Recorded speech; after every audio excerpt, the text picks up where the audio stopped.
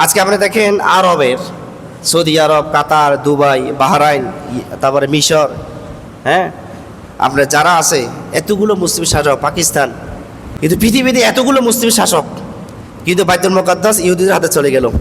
একটা আওয়াজ মুসলিম শাসকের করতে পারে না।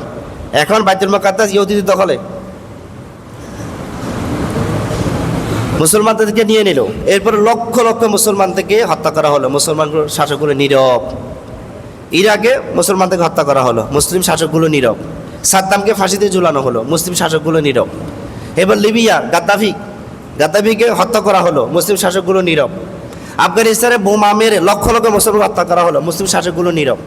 এরা আরো কি করে? শুধু নীরব তা নয়, এরা আরো আমেরিকা এবং ইসরায়েলকে প্রকাশ্যে এবং গোপনে সর্বোচ্চ সাহায্য করে থাকে। এটাই হলো রাসূল বলছে, লা তাকুমুস সাহ হাত্তা ইয়াসুদা কুল্লা কওমিন মুনাফিকুহুম। নবীজি বলছেন এটা, যে কিয়ামত সংঘটিত হবে না যতক্ষণ পর্যন্ত মুসলিম শাসক শ্রেণী মুনাফিক হবে না।